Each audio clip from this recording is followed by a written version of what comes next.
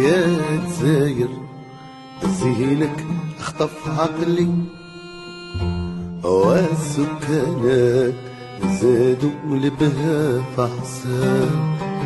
يا دزاير زينك اخطف عقلي وسكانك زادوا لبها فحسان.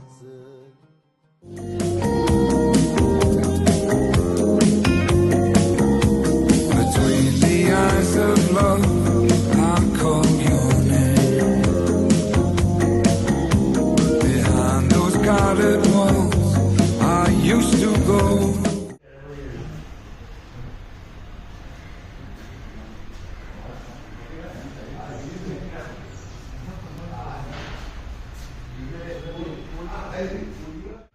മുരളീകൃഷ്ണൻ സാറാണ്. സത്യം പറഞ്ഞാൽ ഇദ്ദേഹത്തിൻ്റെ ഈ റിക്വസ്റ്റ് അദ്ദേഹത്തിൻ്റെ കയ്യിലെത്തുമ്പോൾ എനിക്ക് തോന്നുന്നു അതിൻ്റെ ആ ഒരു വിസ്മയം തന്നെ ആയിരിക്കാം അദ്ദേഹത്തിന് ഈ ഒരു ഗാലറിയിലേക്ക് പ്രവേശനം അനുവദിച്ചത് എന്നാണ് ഞാൻ കരുതുന്നത്. അതിൻ്റെ സന്തോഷവും എല്ലാ പ്രിയപ്പെട്ടവർക്കും നമസ്കാരം. വളരെ സന്തോഷമുണ്ട്. കാരണം നമ്മളൊപ്പം സഞ്ചരിക്കുന്ന ചേർന്ന് നിൽക്കുന്ന യുവജന ചെറുപ്പക്കാർ, അവരിൽ മുന്നിട്ട് നിൽക്കുന്ന മാമ്പയും ഒക്കെ ചേർന്നുകൊണ്ട് മാമ്പയുടെ ആദ്യത്തെ ഒരു ഏകാംഗ പ്രദർശനത്തിലൂടെ തുടക്കം കുറിക്കുന്നതിൽ നിർദ്ദിഷ്ട പദവി അലങ്കരിക്കുന്നതിലുള്ള സന്തോഷം ഞാൻ പങ്കെടുക്കുകയാണ്. അതിൻ്റെ ഉദ്ഘാടനം നമ്മുടെ പ്രിയപ്പെട്ട സുഹൃത്ത് ബാലമുരളി കൃഷ്ണനാണ്. ഇതിനൊക്കെ തന്നെ നമുക്ക് പേര് പറഞ്ഞ് പരിചയപ്പെടുത്താൻ നമ്മളോടൊപ്പം സഞ്ചരിക്കുന്ന സുഹൃത്തുക്കളാണ്. അതിലും അദ്ദേഹം യാത്രകൾ അതുപോലെ നിരന്തരമായി പ്രാക്ടീസ് ചെയ്യുന്ന ഒരാളാണ്. എന്ന് വെച്ച് കഴിഞ്ഞാൽ ഈ വാട്ടർ കളർ ഈ കളറിലാണ് കൂടുതൽ ഈ ഒരു പരീക്ഷ അത്ഭുതകരമായിട്ട് വീക്ഷിക്കുക. എന്ന് വെച്ച് കഴിഞ്ഞാൽ ഈ ആരാബുലർ എന്ന ഫോട്ടോഗ്രാഫർ, അദ്ദേഹത്തിന്റെ അന്വേഷണത്തിൽ ഒത്തിരി സന്ദർഭങ്ങൾ, ഇസ്താംബൂളിലെ ഫോട്ടോഗ്രാഫർ എന്ന പേരുള്ള ആളാണ് അദ്ദേഹം. അദ്ദേഹത്തിന്റെ പഠനവും ഒക്കെ ആദ്യകാലത്ത് സിനിമയും നാടകവും ഒക്കെ ആണെങ്കിലും പിന്നീട് ജേർണലിസ്റ്റ് ഈ ഫോട്ടോഗ്രാഫറായിട്ട് മാറുകയാണ്. അപ്പൊ അങ്ങനെ ഒരാളിന്റെ അതിമനോഹരമായ ഫോട്ടോഗ്രാഫിയെ സ്വാധീനിച്ചുകൊണ്ട് ഒരു പുനഃസൃഷ്ടിക്ക് ഒരു ശ്രമമാണ് ഇത് നടത്തിയത്. അത് നമുക്ക് സ്വാഗതം ചെയ്യേണ്ട ഒരു കാര്യം. പ്രത്യേകിച്ച് ഈ ബ്ലാക്ക് ആൻഡ് വൈറ്റിൽ ഇത് ചെയ്തെടുക്കുക എന്ന് പറഞ്ഞാൽ ഈ വാട്ടർ കളറിനെ ആ രൂപത്തിലേക്ക് കൊണ്ടുവരിക എന്ന് പറയുന്നത് ശാസ്ത്രത്തിന്റെ ഒരു രീതിയാണ്. പിന്നെ അദ്ദേഹത്തിന്റെ ഈ വാഷിങ്ങിനെ ചില ടെക്നിക്സ് ഒക്കെ ചെയ്തിട്ടുണ്ട്. അതൊക്കെ നല്ല അത്ഭുതകരമായിട്ട് തോന്നുന്നത്. നമ്മുടെ ഈ ഫോട്ടോഗ്രാഫി എന്ന് പറയുന്നത് 1820 കാലഘട്ടത്തിലാണ് ഉണ്ടാകുന്നത്. ജോസഫ് നീൽസൺ എത്രയോ കാലം തപസ്സിരുന്ന് ഒരു പ്രിന്റുണ്ടാക്കി. ഏതാണ്ട് 8 മണിക്കൂറാണ് ഒരു പ്രിന്റിന് വേണ്ടി അദ്ദേഹം ഒരു പ്ലേറ്റ് തയ്യാറാക്കി. അപ്പൊ അതിനുശേഷം ഈ ആദ്യത്തെ പ്രിന്റുകൾ അദ്ദേഹത്തിന്റെ പരീക്ഷണപരമായിട്ട് ഒത്തിരി ശബ്ദം കേൾക്കാൻ വേണ്ടിയിട്ട് ഫോട്ടോ എടുക്കാം, നിശബ്ദത എങ്ങനെ എടുക്കാം, മനസ്സിലായി. അപ്പൊ ഈ വരയും ഓരോന്നും സംസാരിക്കുന്നതിനെ കുറിച്ചാണ് നമ്മളെല്ലാവരും ആദ്യം ശ്രദ്ധ അല്ലേ, എന്നെ കാണരുത്. അത് കഴിഞ്ഞാല്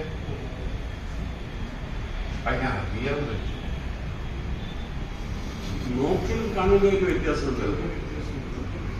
ഈ വ്യത്യാസം നോക്കല് നോക്കാണ്ട് ഇരിക്കും, കാണല് കണ്ടുപോയല്ലോ.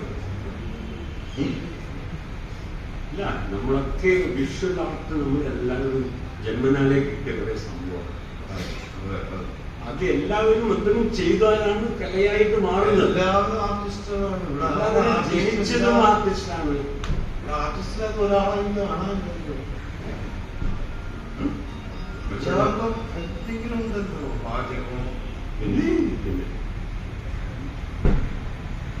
അതുകൊണ്ട് നമുക്ക് അധികം സമയം സംസാരിച്ച് കലാകാരനെ കൂടി ഒന്ന് വിളിച്ചോ. അതെ. ഇവനും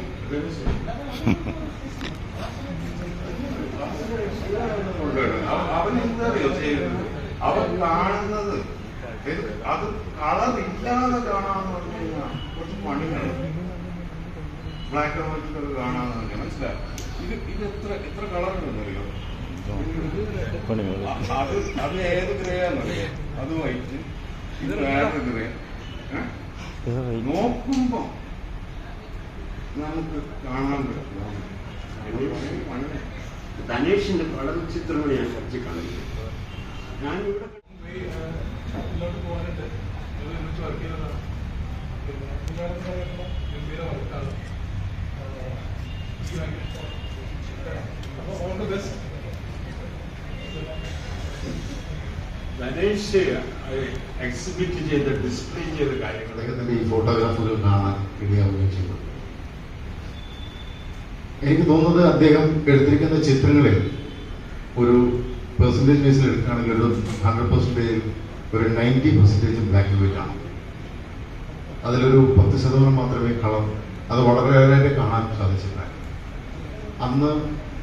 അന്ന് സോഷ്യൽ മീഡിയ ഒന്നും സജീവമായിട്ടില്ല. അതുപോലെ പ്രത്യേകിച്ച് ഗൂഗിളോ കാര്യങ്ങളോ ഇല്ല. ഈ ചിത്രങ്ങൾ കണ്ടതിന് ശേഷം മനസ്സിൽ വളരെ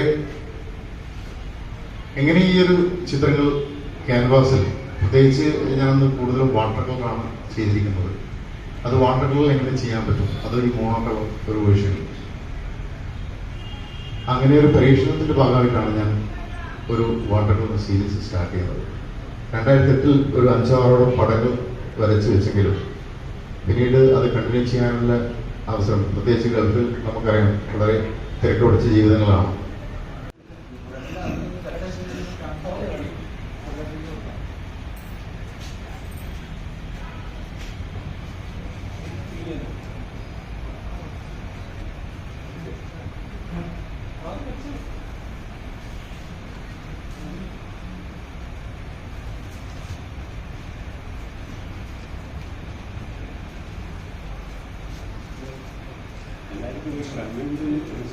എല്ലാവരും ശ്രമിക്കുന്നുണ്ടല്ലോ.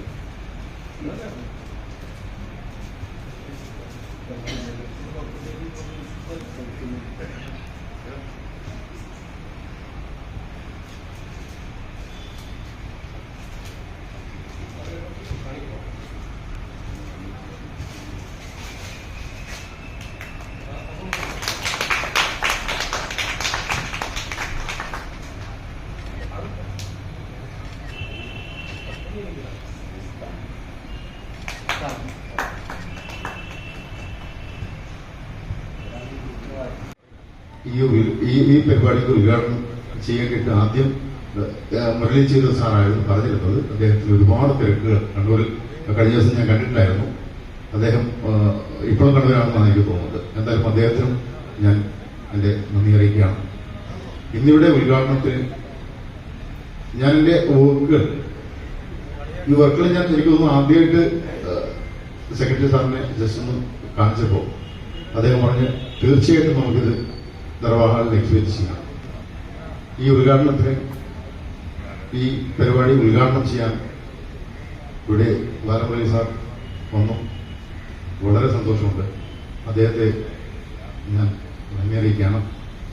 അതുപോലെ തന്നെ ഈ പരിപാടിക്ക് ഇവിടെ വന്നിരിക്കുന്ന വത്സേട്ടൻ, KKR മാഷ്, അതുപോലെ തന്നെ എനിക്ക് എല്ലാവിധ സഹായ സഹകരണം ചെയ്തു തന്ന ബാലേട്ടൻ, അക്കാഡമിയുടെ എല്ലാ സ്റ്റാഫുകളും, എനിക്ക് കൂടുതൽ പേരുടെ പേരുകൾ കറക്റ്റായിട്ട് അറിയില്ല, എക്സിബിറ്റ് ചെയ്യുന്ന ആൾക്കാരുകളടക്കം, അതുപോലെ തന്നെ ഇതിന്റെ അഡ്മിനിലുള്ള എല്ലാ ആൾക്കാരും, പ്രത്യേകിച്ച് നമുക്ക് നമ്മളുടെ ഈ എക്സിബിഷൻ ഹാൾ ക്ലീൻ ചെയ്തു തന്ന ആൾക്കാരടക്കം എല്ലാവരോടും ഞാൻ ഹൃദയത്തിന്റെ ഭാഷയിൽ നന്ദി അറിയിക്കുകയാണ്.